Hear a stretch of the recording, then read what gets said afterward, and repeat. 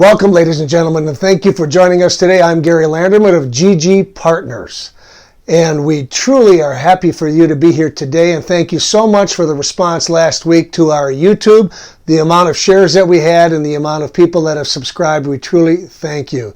And if you do like what you see, please make sure that you subscribe and you share with other people, and like us at I Love My Home Biz. Today is going to be really exciting.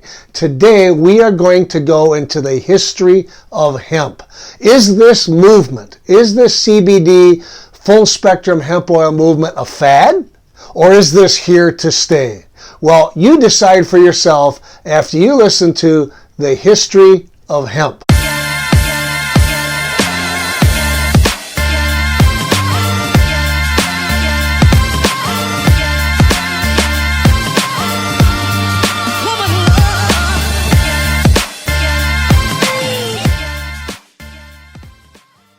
Thank you and welcome back. You know, hemp for many, many years was the most widely grown crop in the world, amazingly enough. And it is just absolutely astonishing that in just the last few decades, about 8 decades, it has really gone from being so important to civilization to deteriorating just to a plant that gets you high. Hemp was probably, as a matter of fact, the first fiber, the first textile that was cultivated.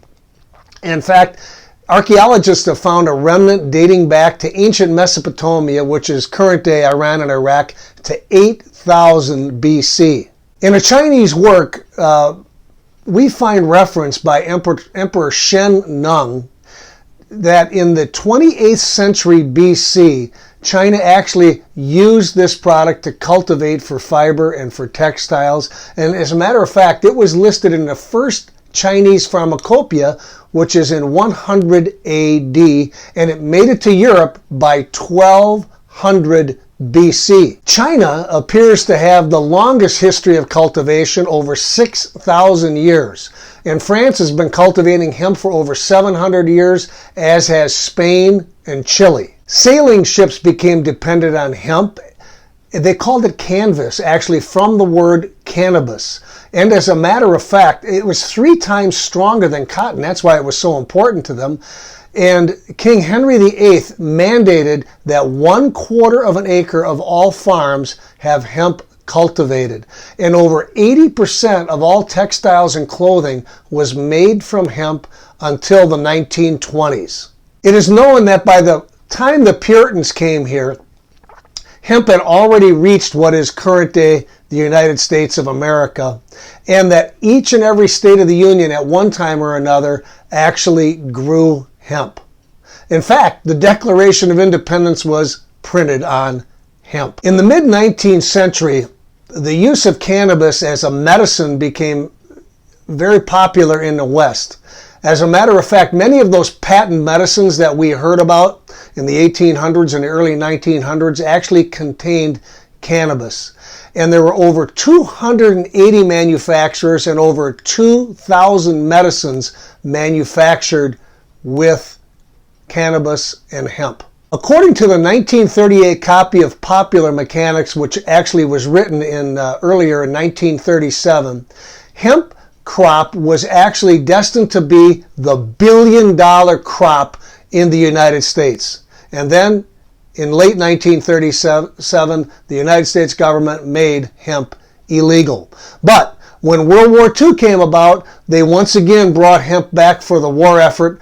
But after the end of the war, once again, it became illegal in the United States to grow hemp. Raphael Mechoulam, born in 1930, is an organic chemist at the Hebrew University of Jerusalem, and actually he's responsible for isolating tetrahydrocannabinol, also known as THC. Raphael Mechoulam's research led him to the isolation of the first endocannabinoid, anandamide, and later on by one of his students, the other very important endocannabinoid that we have in our bodies called 2-AG. Then in 2004, Dr. Ethan Russo discovered that we can be endocannabinoid deficient, in fact, clinically endocannabinoid deficient, and this concept can explain the therapeutic value as a medicine that cannabis has. And this brings us to now. How did hemp once again become legal? Well, the 2014 Farm Bill was to help farmers and help researchers and scientists gain knowledge into hemp. And then in 2018, the Farm Bill that was passed and signed by Donald Trump on December 20th, 2018, actually legalized the growing of hemp and categorized it as a wheat, soybean, corn, a commodity here in the United States. Of course, many states still have the right to decide whether it's going to be grown in their state, but federally it is allowed to be distributed between states here in every single jurisdiction that we have in the United States. Farmers in 2018 grew over 80,000 acres of hemp in the United States, tripled that of 2017. And many analysts feel that someday hemp could be the largest commodity grown in the United States. Because listen to this, over 25,000 products can be made with hemp. So what's the future? Listen to this.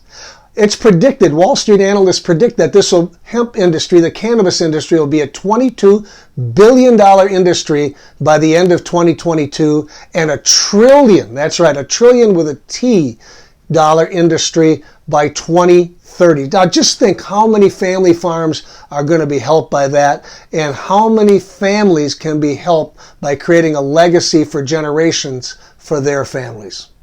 And this brings us to GG Partners. How did we become involved in the full spectrum hemp oil business? As a matter of fact, how did we become affiliated with the #1 selling full spectrum hemp oil in the United States?